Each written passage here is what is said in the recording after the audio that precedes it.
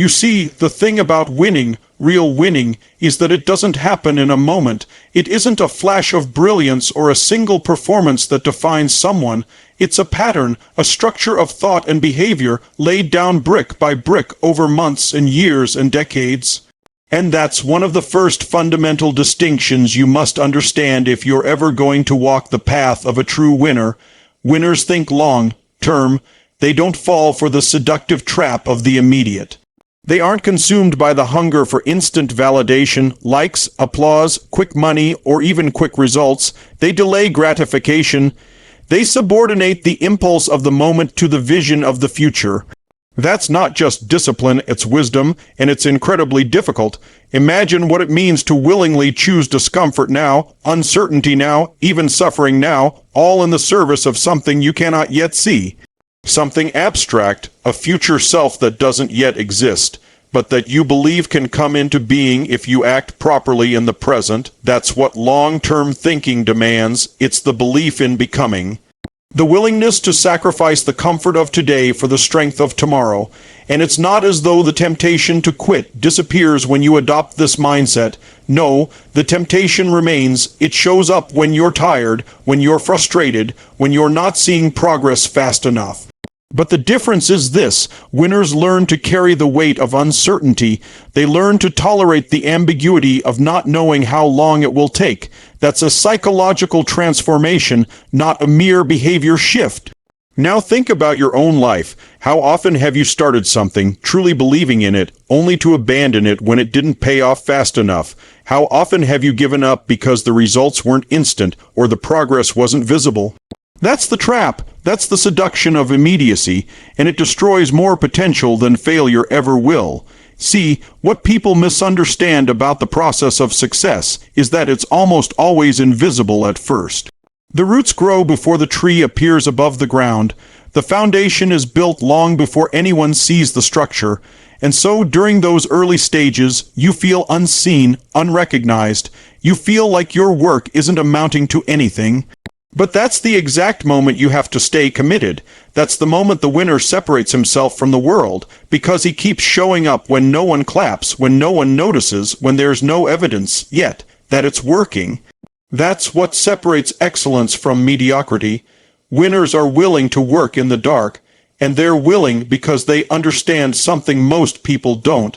Success is not merely about reaching the goal. It's about becoming the kind of person who can reach that goal, and that's a slow, often painful transformation. They're not just aiming at a destination, they're refining a character, shaping an identity, crafting a spirit capable of handling greatness without being crushed by it, and so they structure their lives differently, they prioritize differently, their mornings look different, their conversations different. They guard their time because they understand that small decisions made consistently compound into destiny. They know that every distraction has a cost, and the most expensive cost of all is potential wasted over time. This is a tragic thing, truly, because so many people never give themselves enough time. They start something good, a dream, a business, a practice, and they're brilliant for a moment, but brilliance without consistency fades into regret. And regret is a brutal teacher. It shows up when it's too late to rewind the clock and do it differently. And let's be very clear, long-term thinking is not simply about career or money or status, it's about life. It's about becoming a man or a woman of substance, someone who can look in the mirror 5 years from now and recognize who they've become. Someone who can say, I lived intentionally. I didn't fall prey to chaos. I built something real. To do that, you have to confront the small self in you that wants pleasure now, that wants to take the easy path, that resists sacrifice. That small self is always whispering, why wait? Why work? Why suffer? And if you listen to it too long, you stay small. You stay reactive. You stay shackled to the whims of the moment. But winners, those rare individuals who transcend the average, they don't listen to that voice for long. They might hear it, yes. They might feel its pull. But then they act against it. They override it with something stronger, vision, discipline, conviction, and that brings us to the second element of the winner's mindset, which cannot be separated from the first, their relationship with pain. Because once you commit to the long-term path, you must prepare for this truth. It will hurt, not occasionally, not just at the beginning, but often and unpredictably and sometimes profoundly. And this is where most people turn back. Because pain is inconvenient, it interrupts your plans, it exposes your weaknesses, it forces you to confront parts of yourself that you would rather avoid, and our culture, our modern world, has conditioned us to seek comfort above all. Numb the pain, escape the tension, blame something or someone outside ourselves. But here's the paradox. If you avoid pain, you also avoid power, and winners understand this at a cellular level. They don't chase pain in some masochistic sense, no. But they don't run from it either. They integrate it, they use it, they mine it for meaning. Every setback becomes a signal, every wound a warning or a lesson. Every moment of suffering is analyzed, not just endured. Think about what that actually requires: the cognitive strength to interpret pain as information, the emotional resilience to not crumble when life hits you hard, the philosophical depth to ask, not "why is this happening to me?" but "what can I build from this?" It's a rare kind of person who can experience devastation and come out of it with more clarity, more compassion, more strength. But that's precisely what defines the winner. Not that they avoid adversity, but that adversity becomes the training ground for their character. This is where character is formed, after all, not on the mountaintop, but in the valley, in the silence, in the struggle, in the nights where no one sees the tears, the self-doubt, the failure, and yet in the face of all that, they persist. They persist because they've learned the most important lesson of all. Pain is not the enemy, stagnation is. And pain, paradoxically, is often the very thing that keeps you moving. Consider the athlete who trains while injured, the entrepreneur who fails and still rebuilds, the parent who sacrifices sleep, time, and comfort to raise a strong child. These are not easy paths, but they are meaningful ones, and that's the distinction. Because pain without meaning is suffering, but pain attached to purpose becomes fuel. It becomes the fire that tempers steel. It becomes the pressure that turns coal into diamonds, but only if you choose it. Only if you choose to stay awake in your suffering, to feel it, to understand it, to grow from it. That choice, right there, is what defines the path of a winner. And understand, this is not a one-time decision. You don't choose long-term thinking once. You don't decide to use pain as fuel once. These are daily choices. They're habits of thought. Structures of belief that must be built and rebuilt over time. Because life will keep testing you. You'll lose people. You'll face betrayal. You'll experience things you thought you'd never recover from. And in those moments, your mindset is the only thing that stands between you and despair. If you've trained your mind to think long-term, you'll see that the chapter you're in is not the end of the story. You'll recognize that pain is a bridge, not a wall. And you'll keep walking, limping maybe, but walking none, the less toward the future you still believe in. And so we begin to see this mindset, this psychology of winning. It isn't flashy, it isn't loud, it's quiet, it's private, it's built in silence and sustained in darkness, and that's why most people never find it. They're too addicted to the applause, too afraid of the process, too impatient to grow. But for those who choose it, who truly embrace this way of thinking, it changes everything, not just what you achieve, but who you become in the process. And that transformation continues because winners don't stop at patience or pain. They step into something even deeper, even more difficult, the unwavering belief in themselves when the world is silent. But we'll come to that. Now, once you begin to think long-term and you learn to use pain as fuel, rather than viewing it as an interruption, you inevitably reach a point where the world grows quiet around you. And this is perhaps one of the most psychologically demanding junctures in the entire journey, because now it's no longer about how strong you are physically, or even how clever or skilled you've become. It becomes a matter of belief *self, belief * held in isolation. This is when you're no longer being carried forward by external validation, by cheers, by applause, by recognition. This is when you find yourself alone, walking a path that no one else seems to understand, and you have to decide ***, do I still believe? ***, this is where winners differ from everyone else in a fundamental way. They cultivate a ***, relentless self, belief ***, a belief that isn't dependent on outcomes or praise or guarantees.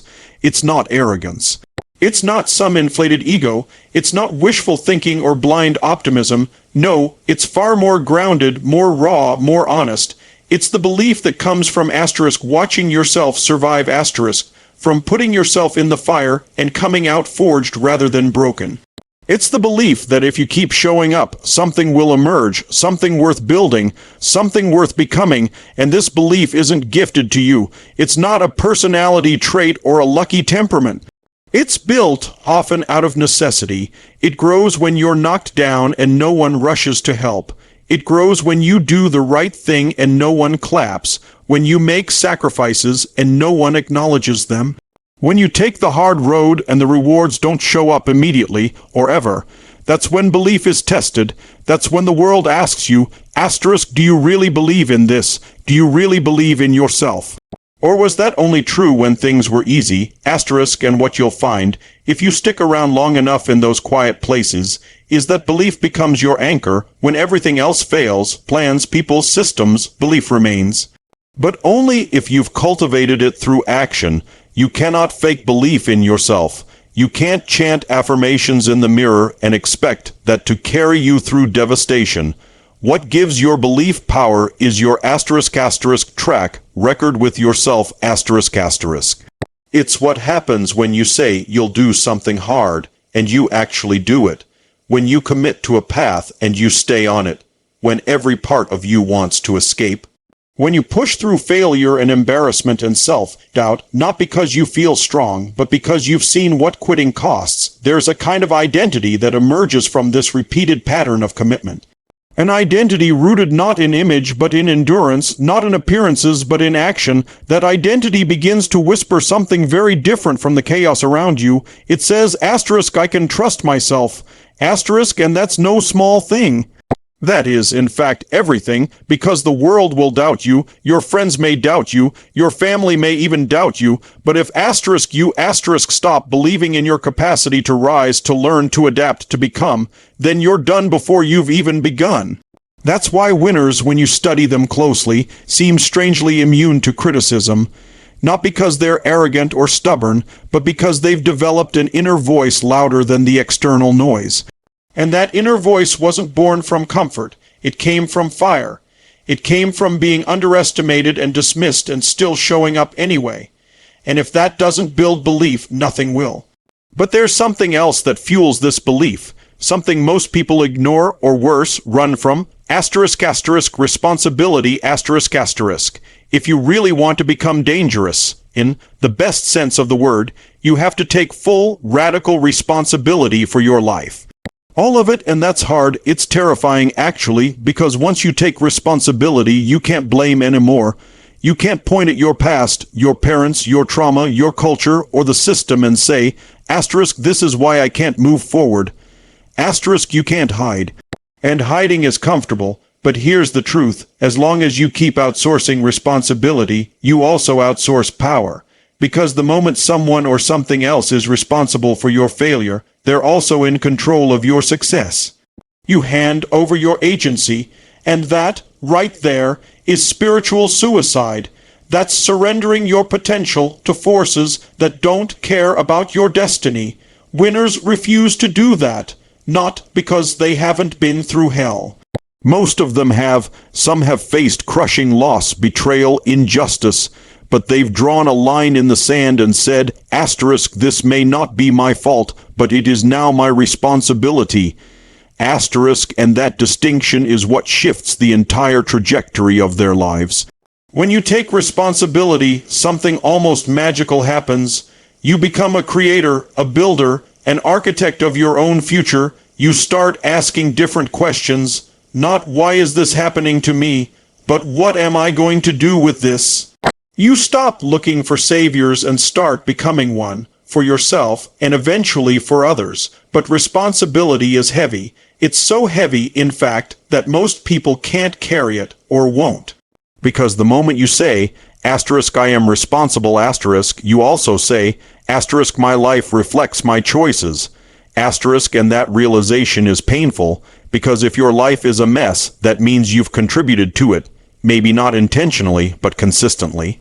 Through avoidance, through passivity, through the lies you told yourself to stay comfortable. Now, that's a bitter pill to swallow, but it's also the most liberating one. Because if you built the mess, you can also build something else. You can tear it down and rebuild it, piece by piece. You're not stuck, you're not cursed, you're just untrained, undisciplined, unaware of your own power, and this is why responsibility is the breeding ground of belief. Because every time you take ownership, you gain strength. Every time you stop blaming and start building, you gain credibility with yourself. You stop seeing yourself as a victim of circumstances, and you start seeing yourself as a participant in the shaping of your reality. And that reshapes everything. Your language changes, your posture changes, your relationships change. You stop tolerating excuses, your own and others. You stop negotiating with laziness and weakness.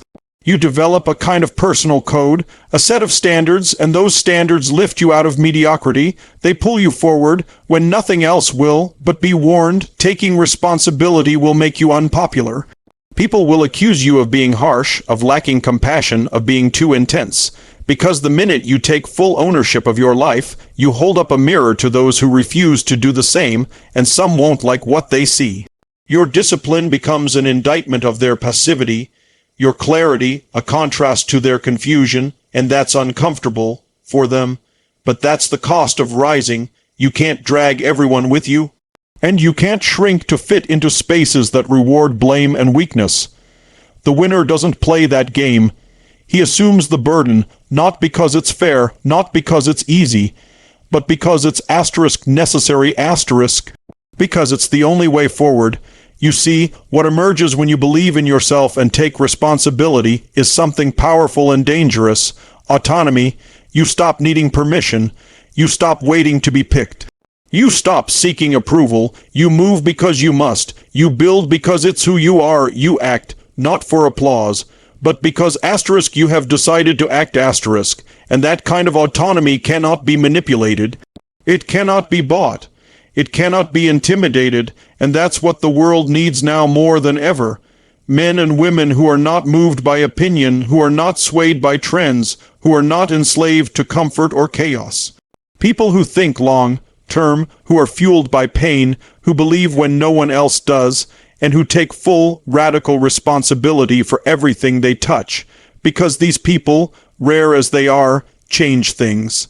They change themselves first, then they change their families, then their communities, and eventually, when the roots have grown deep enough, they change the world, but they don't stop here, because belief and responsibility are only the foundation. The real test lies ahead. It lies in what happens when you're winning, and yet you don't let it soften you. It lies in what you do when you hit another wall and the pressure starts to rise again. It lies in your ability to stay grounded, to stay focused, to stay hungry. There comes a time, often after you've spent months or years building in the dark, confronting pain, rejecting the temptation of victimhood, and assuming full responsibility, when something strange begins to happen. You start to evolve, not just externally in the results you begin to manifest, but internally in your identity, in your sense of who you are and what you're capable of. And it becomes increasingly obvious that the person you were at the beginning of the journey is no longer capable of carrying the weight of who you're becoming. You're outgrowing your former self, but this growth is not casual. It's not passive, it doesn't happen by accident, it's fueled by obsession and unrelenting, almost sacred devotion to becoming something more. This is what most people misunderstand about winning. They think it's a finish line, a title, a trophy. But winning, real winning, is not a one-time event. It's a way of being. It's a pattern of mind and behavior so deeply embedded in your character that it becomes inseparable from you. The winner doesn't just win once and rest. The true winner is obsessed with growth not for the sake of pride, not to dominate others, but because stagnation feels like death, because something within them will not accept comfort as a permanent state. Because they have seen what complacency does to the human spirit, and they refuse to rot in mediocrity. This is why the most successful, most competent, and most resilient people you'll ever meet are also the most curious. They are students long after the world calls them masters. They are asking questions while others are giving answers. They are humbling themselves before new challenges, even after conquering old ones. Because to them, the game is not about winning once. It's about transforming into someone who deserves to keep winning. It's not enough to have a victory. The question is, did that victory make you better? You can measure your devotion to growth by what you do after you win. Most people, once they get what they want, they stop, they relax, they start to decay while still moving. That's the tragedy, because success carries with it a hidden danger, the illusion that you've arrived.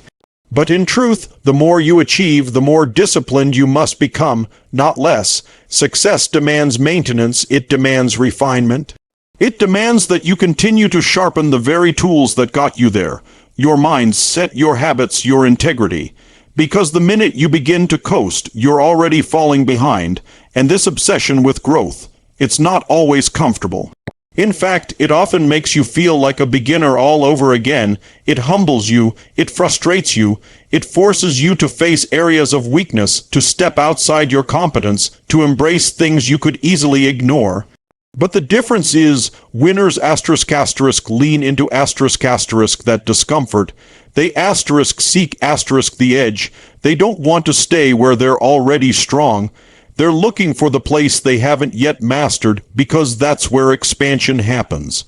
That's where transformation hides. They read more, they ask more, they train longer, they endure more failure, not less, because their appetite for growth exceeds their fear of embarrassment. They're not trying to appear perfect. They're trying to become exceptional. And there's a massive difference between the two. This mindset is incredibly difficult to sustain in a world addicted to shortcuts. Everywhere you look, someone is promising a hack, a cheat, a way to skip the line. But winners know better. They know that there is no shortcut to a permanent transformation of the soul There is no shortcut to wisdom or mastery or honor. These are bought through time, pain, repetition, and the willingness to remain a student in a world obsessed with appearing like a teacher. And as this obsession with growth deepens, it begins to rewire how you see setbacks. What used to look like failure now looks like feedback. What used to discourage now informs. The obstacle becomes the teacher. You begin to understand that everything can be used for your development if you are willing to learn. This isn't naive optimism, it's strategic perception. It's the recognition that life, in all its chaos and unpredictability, is always offering you the materials to build something stronger, if you're willing to work with what you've got instead of wishing for better conditions. And that leads us to perhaps the most overlooked component of the winner's mindset, the ability to remain calm under pressure because as you grow and as your responsibilities increase, so too will the pressure. More eyes watching, more expectations rising, more noise around you, more people doubting or depending on you. And in the midst of all this noise, the average person reacts. They panic. They lash out. They collapse under the weight, but the winner has trained for this. The winner understands that emotional control is not a luxury, it's a requirement. When the stakes are high, when chaos hits, when everything feels like it's moving too fast, the winner slows down. Not out of ignorance, but out of precision. Because they know that power is found in poise. That clarity is born in stillness, that making the right decision means stepping back from the chaos and remembering who you are and what you're committed to. And that level of internal control is built through practice, through intentional self-regulation, through the cultivation of a disciplined mind. It's easy to stay calm when things are going your way. Anyone can smile when the sun is shining, but who are you when the deal falls through, when the opportunity vanishes, when you're betrayed, when you're exhausted, when nothing seems to be working? That's the moment of truth. That's when your internal structure is revealed, and the winner, even if they feel the fear, even if they feel the anger or grief or confusion, they don't let those emotions drive the car. They let them pass through, but they don't hand over the keys. You see, calmness is not weakness. It's not a lack of emotion. It's the mastery of emotion. It's the refusal to let the outside world dictate your inner state. And that kind of self-command, once developed, becomes your secret weapon. Because while others are overreacting, you're thinking. While others are melting down, you're moving forward. While others are caught in emotional spirals, you're planning, strategizing, leading. This level of emotional maturity is hard to develop in a culture that encourages constant reactivity. Everything is urgent, everything is dramatic, every slight is a reason to explode, but the winner knows that those who cannot control their emotions become puppets, pulled and manipulated by every situation, every insult, every wave of discomfort. So they train themselves to remain composed, not numb, not detached, but grounded, fully present, fully feeling, and still fully in control, and that internal calm begins to affect everything. Your relationships improve. Your leadership improves, your creativity improves, because now you're not operating from survival. You're operating from clarity. You can see the big picture. You can make decisions not based on fear, but on vision. You become a stabilizing force in a chaotic world. People start looking to you, not because you demand it, but because they feel something different when they're around you. They feel safe, focused, inspired. But this composure, like belief, like growth, like responsibility, is not given. It's earned. It's forged through practice, through conscious effort, through the decision to stop being ruled by every passing emotion. It's developed in the moments where you could panic, but choose to breathe, where you could lash out, but choose to lead, where you could give up, but choose to endure. That choice is what defines you.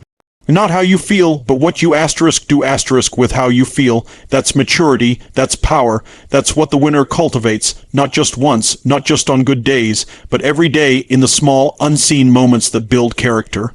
And it's here that all these elements begin to come together, because the person who is obsessed with growth is constantly evolving, constantly uncovering new weaknesses and forging them into strengths.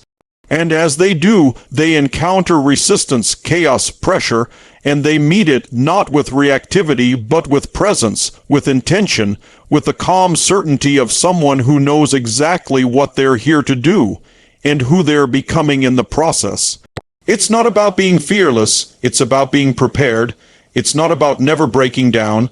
It's about choosing to get back up every single time. It's about building such a deep inner foundation that even when the world shifts under your feet, you don't fall apart. You adjust, you pivot, you continue, because you're not just playing for the win, you're playing for the growth, you're playing for the evolution of your own soul, you're playing for something that can't be taken from you, no matter what happens next.